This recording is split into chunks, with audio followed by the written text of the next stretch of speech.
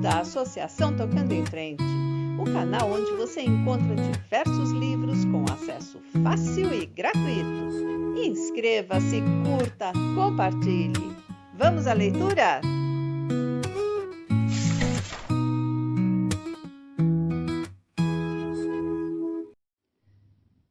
Parte 14. Era agosto e fazia muito frio.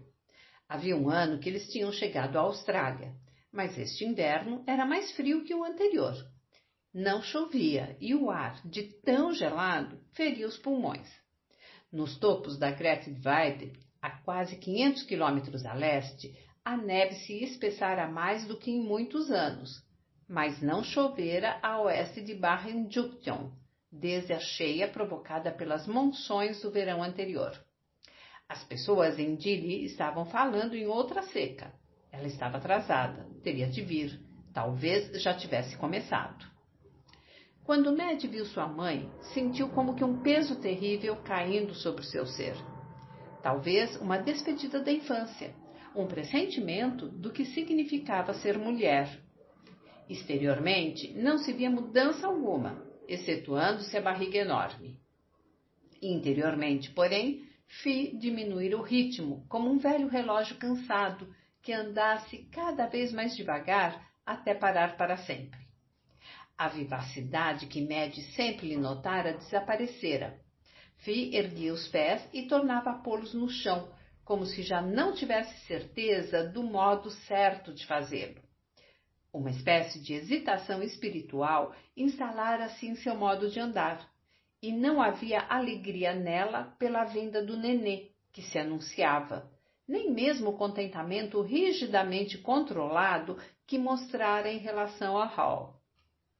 O sujeitinho de cabelos vermelhos andava aos trambolhões pela casa, tropeçando constantemente em tudo, mas Fi não fez a menor tentativa para discipliná-lo, nem mesmo para vigiar-lhe as atividades, entretida no círculo auto-perpetuador formado pelo fogão, pela mesa de trabalho e pela pia da cozinha, como se nada mais existisse. Mad, portanto, não teve escolha. Encheu simplesmente o vazio que havia na vida da criança e passou a ser sua mãe. O que não era nenhum sacrifício para ela, pois lhe queria muito, e via no pequerrucho o alvo indefeso e respectivo de todo o amor que já estava querendo dispensar a uma criatura humana. Ele chorava chamando-a, falou o nome dela primeiro que qualquer outro, erguia os braços para que ela o pegasse no colo. E isso a enchia de tamanho contentamento que, apesar do trabalho pesado, do tricô, dos remendos, da costura, da lavagem de roupa e da passagem a ferro, das galinhas, de todas as outras tarefas de que estava sobrecarregada, Mad achava sua vida muito agradável. Ninguém falava em Frank, mas de 6 em 6 semanas, Fi erguia a cabeça ao ouvir o grito do carteiro e por algum tempo se mostrava animada. Depois a Sra. Smith lhes trazia o que acabara de chegar para eles, e quando não vinha a carta de Frank, o breve e doloroso repente de interesse desaparecia. Havia agora 2 vidas novas na casa. Fi deu à luz a gêmeos, mais 2 minúsculos Clares de cabelo vermelho, batizados com os nomes de James e Patrick. Possuindo o gênio alegre do pai e a sua natural amabilidade, os sujeitinhos, assim que nasceram, passaram a ser propriedade comum, pois além de amamentá-los, Fi não demonstrava nenhum interesse por eles. Logo depois, seus nomes foram abreviados para James e Patsy. Eles eram os queridinhos das mulheres da casa grande, as 2 criadas solteironas e a governanta viúva e sem filhos, que sentiam imensa falta das delícias de um bebê. Tornou-se magicamente fácil para Fi esquecê-los. Eles tinham 3 mães amorosíssimas, e à medida que os dias se escoavam, foi-se admitindo que eles passassem a maior parte das suas horas de vigília na casa grande. Mad não tinha tempo para tomá-los sob sua proteção e tratar de Hall ao mesmo tempo, que era muito possessivo e ao qual não interessavam as carícias desajeitadas e inexperientes da senhora Smith, de Minnie e de Cat. Maddie era o centro afetivo do seu mundo. Ele não queria saber de ninguém a não ser de Maddie. Não queria ter ninguém a não ser Maddie. Blue Williams negociou seus formosos cavalos de tiro e sua carroça maciça, trocando-os por um caminhão, e a correspondência passou a chegar de 4 em 4 semanas, em vez de chegar de 6 em 6, mas ainda sem notícias de Frank, cuja lembrança foi se esvaindo aos poucos, como fazem as lembranças, até as que vêm envoltas em muito amor. É como se existisse um processo curativo e inconsciente em nossa mente que nos reergue, apesar da nossa desesperada determinação de nunca esquecer.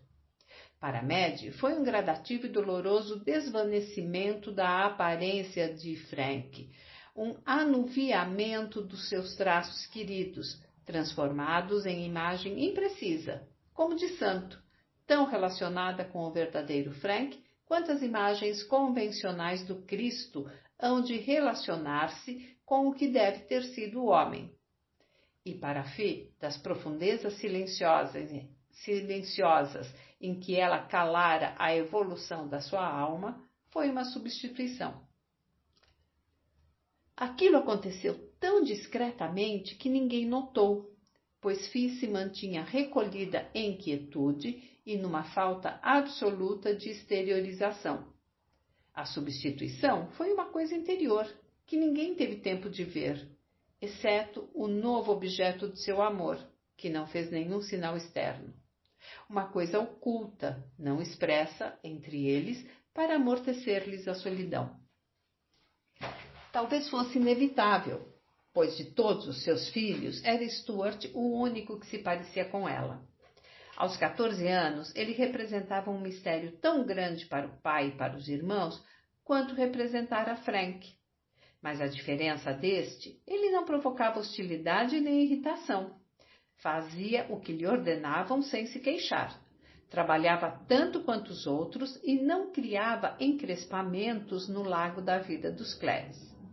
Embora tivesse o cabelo vermelho, era o mais moreno de todos os meninos, tirante ao mogno, e seus olhos, claros como a água pálida na sombra, pareciam ter remontado ao começo do tempo e visto tudo como realmente era.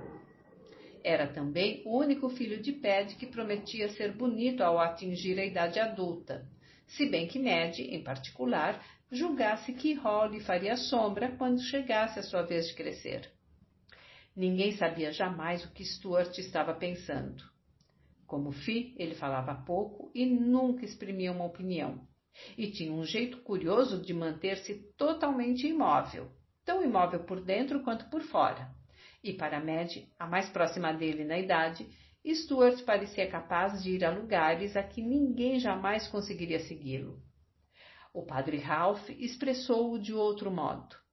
"Esse garoto não é humano", exclamou no dia em que descarregou em Drogheda um Stuart que iniciara uma greve de fome ao ver-se sozinho no convento sem Maddie. Ele disse, porventura, que queria voltar para casa? Disse que sentia falta de Maddie? Não. Apenas parou de comer e esperou, paciente, que a razão penetrasse nos crânios espessos de todos. Nenhuma vez abriu a boca para queixar-se, e quando me acerquei dele e perguntei-lhe gritando se queria voltar para casa, simplesmente sorriu para mim e fez que sim com a cabeça. À medida, porém, que se passava o tempo, decidiu-se tacitamente que Stuart não iria para os pastos trabalhar com Paddy e os outros meninos, ainda que a idade lhe permitisse fazer. Ficaria guardando a casa, cortando a lenha, cuidando da horta, ordenhando, desincumbindo-se do imenso número de tarefas que as mulheres não tinham tempo de executar com 3 criancinhas dentro de casa. Era prudente ter sempre um homem por perto, ainda que fosse um homem não de todo crescido. Seria uma prova da presença de outros homens por ali, pois havia visitantes, o passo pesado de botas estranhas subindo a escada de tábuas da varanda dos fundos e uma voz estranha perguntando: Bom dia, dona. Tem um pouco de comida para um homem? Eles enxameavam o interior, os andantes que carregavam suas trouxas de uma fazenda a outra, de Queensland para baixo e de Vitória para cima. Homens que tinham perdido a sorte ou não queriam saber de empregos regulares e preferiam percorrer a pé milhares de quilômetros a cada, só eles sabiam do quê. Sujeitos decentes, quase todos, apareciam, comiam uma lauta refeição, enfiavam na trouxa um pouco de chá, açúcar e farinha que ganhavam e desapareciam no caminho que conduzia à Barcola ou a Narrengang, a gamela a saltar-lhes nas costas, cães esquálidos a trotar atrás deles. Os itinerantes australianos raro andavam a cavalo ou de carro, caminhavam. De vez em quando aparecia um malfeitor, à espreita de mulheres cujos homens estivessem ausentes, não pensando em estupro, mas em roubo.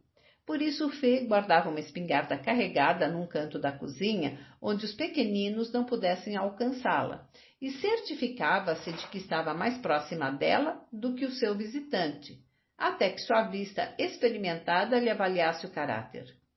Depois que a casa foi oficialmente declarada domínio de Stuart, Fee passou-lhe a espingarda prazerosa.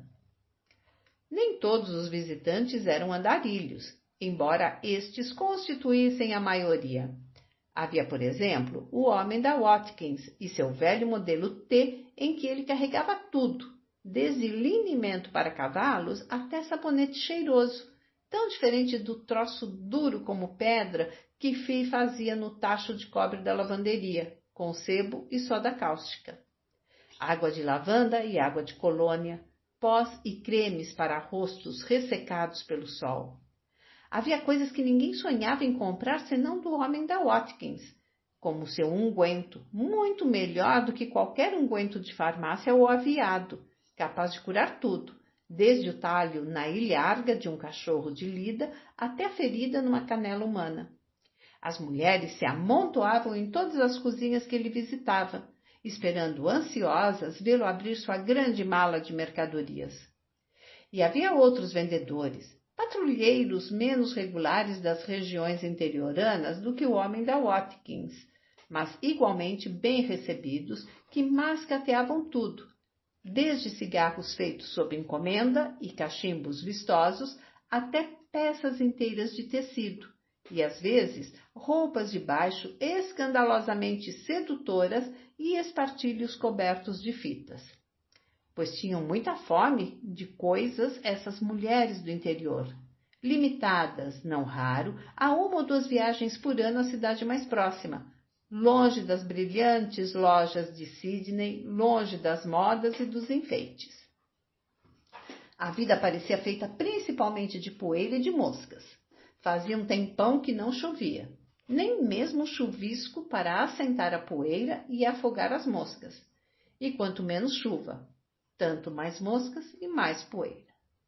Cada teto era festonado de longas e preguiçosas espirais revoluteantes de papel pega-moscas, que ficavam pretas de corpos um dia depois de haverem sido pregadas. Não se podia deixar nada descoberto nem por um instante, sem que o objeto em apreço se transmudasse numa orgia ou num cemitério de moscas, e minúsculos pontinhos de excremento enchiam os móveis, as paredes, a folhinha do armazém geral de Gilambone. E a poeira? Não havia como fugir desse pó fininho e pardo que se introduzia até nos recipientes mais bem fechados. Tirava o brilho do cabelo recém-lavado, deixava a pele áspera, enfiava-se nas dobras das roupas e das cortinas, revestia as mesas polidas de uma película que voltava a formar-se assim que era removida. Os pisos viviam grossos de poeira, vinda das botas limpadas sem cuidado e do vento quente e seco que entrava pelas portas e janelas abertas. Fê viu-se obrigada a enrolar os seus tapetes persas na sala de visitas e mandou Stuart pregar o linóleo que comprara sem ver na loja de Dilly. O soalho da cozinha, que recebia a maior parte do tráfego vindo de fora, era feito de tábuas de teca que já tinham cor de ossos velhos, de tanto ser esfregadas com uma escova de arame e sabão de lixívia. Fee e Mad cobriam o soalho de serragem, recolhida com cuidado por Stuart no lenheiro, borrifavam a serragem com preciosas partículas de água e varriam a mixórdia úmida e de cheiro acre para a varanda, e da varanda para a horta, a fim de que lá se descompusesse e transformasse em humo. Nada, porém, conseguia deter a poeira por muito tempo, e passados alguns dias o arroio secou, e dele sobraram apenas umas cacimbas, de modo que já não se lhe podia bombear a água para a cozinha e para o banheiro. Stuart levava o caminhão-tanque para o poço e trazia-o cheio. Despejava-o depois num dos tanques vazios de água de chuva e as mulheres tinham de acostumar-se a uma espécie diferente de água horrível nos pratos, nas roupas e nos corpos, pior do que a água barrenta do riacho. O líquido rançoso, com cheiro de enxofre, tinha de ser eliminado escrupulosamente dos pratos e tornava o cabelo opaco e grosso como palha. A pouca água de chuva que ainda restava era estritamente usada para beber e cozinhar. Padre Ralph observava Mad com ternura. Ela estava escovando a cabeça ruiva e encaracolada de Patsy, enquanto James, em pé, esperava obediente, mas um tanto cambaleante, a sua vez, e 2 pares de brilhantes olhos azuis se erguiam adorativamente para ela. Era o que ela parecia, uma minúscula mãezinha.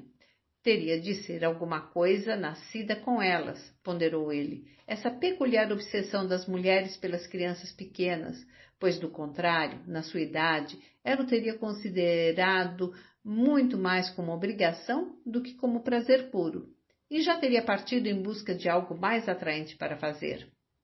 Ao invés disso, prolongava deliberadamente o processo, anelando o cabelo de Patsy entre os dedos, a fim de converter em ondulações aquela rebeldia toda. Durante algum tempo, o padre se encantou com a atividade dela. Depois bateu com um chicote no lado da bota empoeirada e ficou olhando, melancólico, da varanda para a casa da sede, escondida pelos eucaliptos e trepadeiras, pela profusão de prédios da fazenda e pelas pimenteiras que se erguiam entre o seu isolamento e o fulcro da vida da prosperidade, a residência do chefe dos pastores. Que trama estaria tecendo a aranha lá em cima, no centro da sua vasta teia? Padre, o senhor não está prestando atenção, acusou-o Mad. Desculpe-me, Mad, eu estava pensando. Voltou-se para ela no momento em que a menina concluía o trabalho na cabeça de James. Os 3 ficaram a observá-lo em atitude expectante, até que ele se inclinou e ergueu os gêmeos, colocando um em cada quadril. Que tal se fôssemos ver a sua tia Mary, hein? Mad seguiu pelo caminho acima, carregando-lhe o chicote e conduzindo a égua castanha.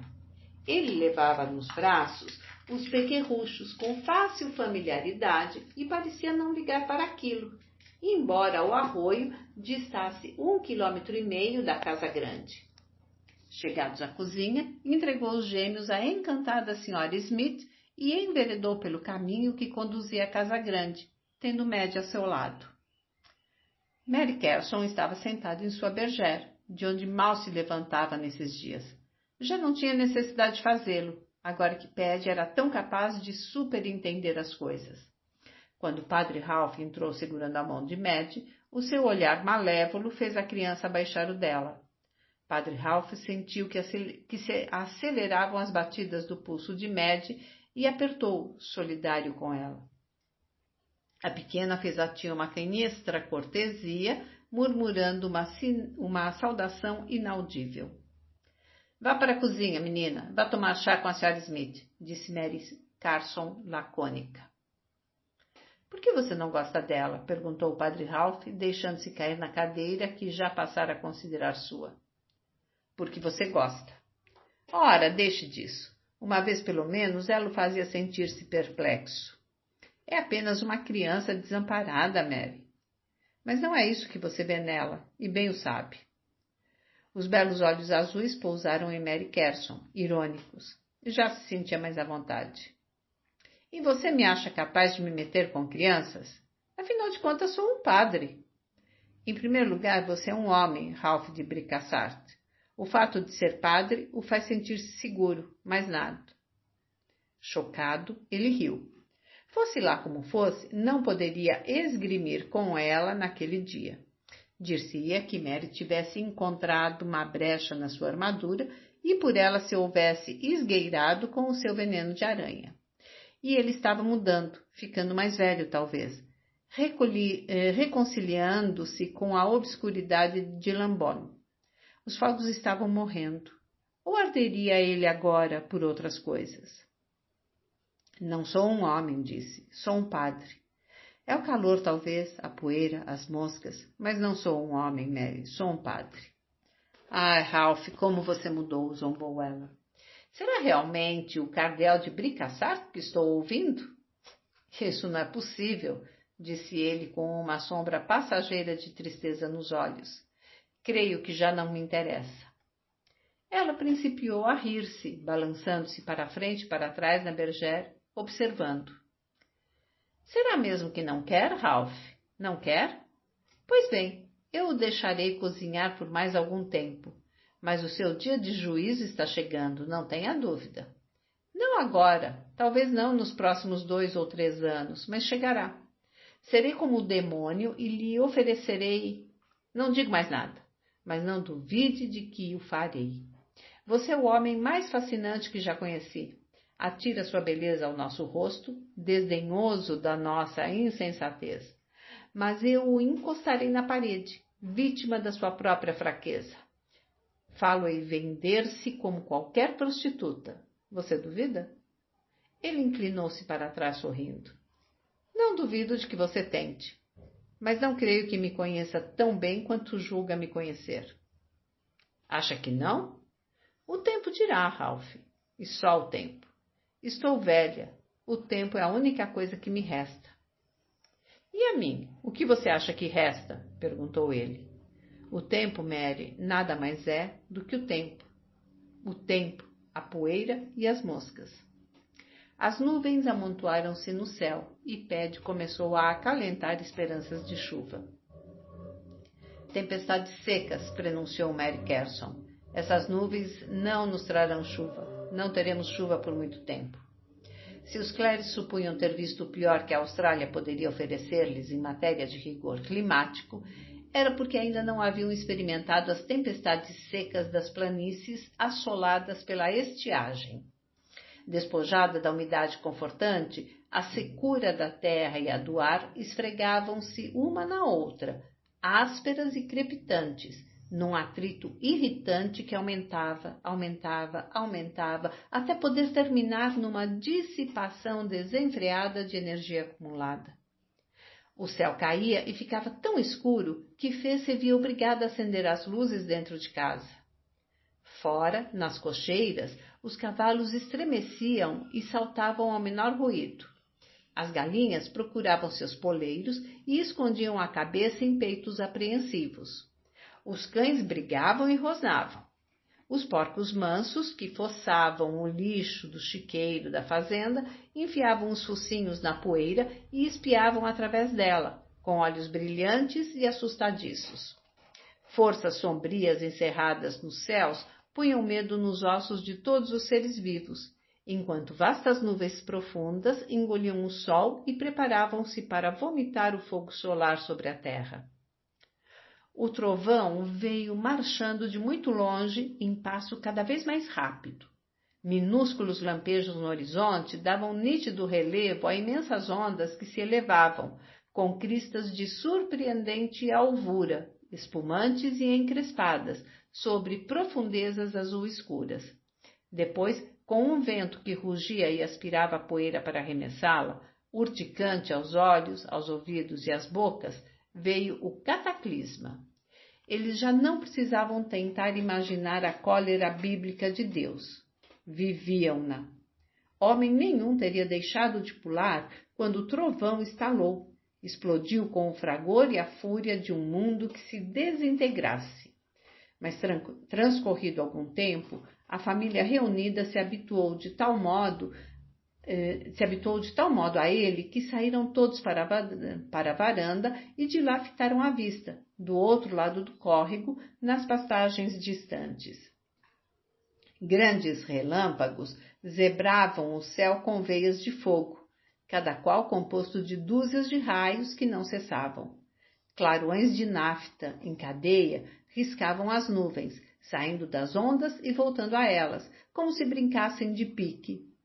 Árvores crestadas sozinhas no meio do capim fumegavam, e eles compreenderam afinal por que tinham morrido essas solitárias sentinelas do pasto. Um brilho fantástico, sobrenatural, tomou conta do ar. Um ar que já não era invisível, mas ardia por dentro, lançando fluorescências róseas, lilazes e amarelas e exalando um perfume obsessivamente doce e esquivo, inteiramente irreconhecível. As árvores tremeluziam. O cabelo vermelho dos cléres era aureoleado de línguas de fogo. Os pelos dos seus braços se arrepiavam. E durante toda a tarde aquilo continuou, só se desvanecendo pouco a pouco no leste, e só os livrou do seu medonho fascínio ao pôr do sol. Todos estavam excitados, nervosos, irrequietos. Nem um pingo de chuva caíra. Mas ter sobrevivido incólume ao furor atmosférico era como ter morrido e ressuscitado outra vez. E durante uma semana não puderam falar em outra coisa. Ainda teremos muitas mais, disse Mary Carson aborrecida. E tiveram muitas mais. O segundo inverno seco veio mais frio do que haviam imaginado possível, sem neve. A geada depositava-se no chão à noite com vários centímetros de espessura, e os cães se encolhiam, trêmulos nos canis, empanturrando-se de carne de canguru e de montes de gordura do gado abatido na fazenda para aquecer-se. O mau tempo significava, pelo menos, que se podia comer carne de vaca e carne de porco em vez da eterna carne de carneiro. Dentro de casa se faziam grandes fogueiras crepitantes e os homens voltavam para casa sempre que podiam, pois à noite nos pastos morriam de frio. Mas os tosqueadores pareciam chegar contentes. Poderiam fazer o serviço mais depressa e suando menos.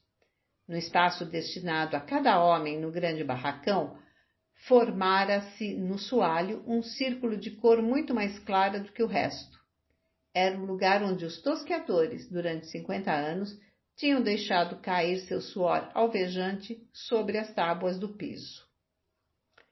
Ainda havia capim nascido da cheia há muito tempo, mas este rareava presagamente. Dia após dia, os céus se nublavam e a luz se amortecia, mas não chovia.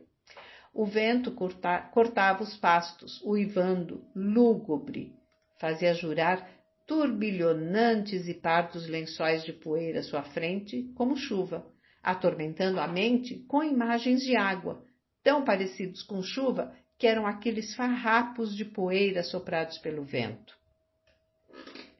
As crianças ficaram com frieiras nos dedos, tentavam não sorrir com lábios rachados, tinham de tirar com muito cuidado as meias para não transformar numa ferida só os calcanhares e as canelas que sangravam.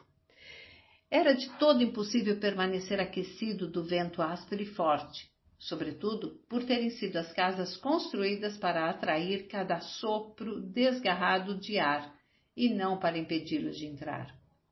Deitavam-se em quartos gelados, levantavam-se em quartos gelados, esperavam pacientes que a mãe poupasse um pouco de água quente da chaleira grande ao pé do fogão, a fim de que o banho não fosse uma experiência dolorosa, que fazia baterem os dentes.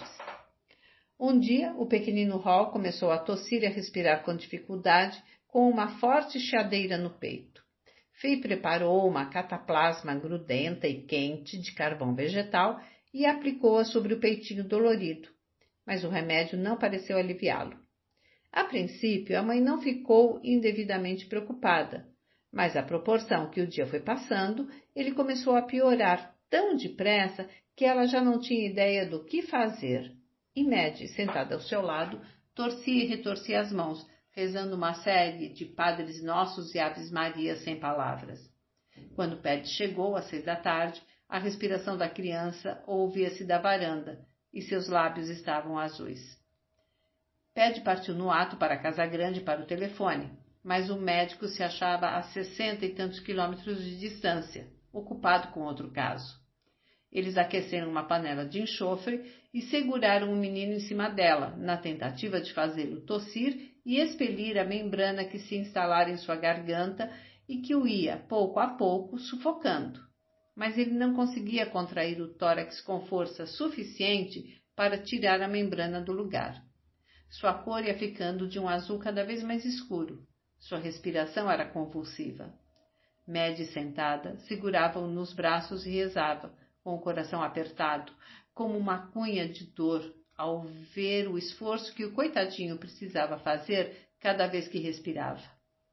Ela queria a Hall como não queria nenhuma das crianças. Ela era sua mãe. Nunca até então desejara tão desesperadamente ser uma mãe adulta, pois se fosse uma mulher como Fi, teria de um jeito ou de outro o poder de curá-lo. Fi não podia curá-lo porque não era sua mãe. Confusa e aterrorizada, Madge aconchegava a si o corpinho arquejante, tentando ajudá-lo a respirar. Não lhe ocorreu que ele poderia morrer, nem quando Fi e Paddy, ajoelhados à beira da cama, começaram a rezar, sem saber o que mais poderiam fazer. À meia-noite, Paddy tirou a criança imóvel dos braços de Madge, que a enlaçavam, e os pais deitaram-na ternamente sobre a pilha de travesseiros. Os olhinhos de Madge se abriram. Ela adormecera, embalada porque Hall cessara de lutar. — Oh, papai, ele está melhor, disse ela. Paddy sacudiu a cabeça. Parecia enrugado e velho, ao que a lâmpada lhe captava fios escanecidos do cabelo e da barba de uma semana.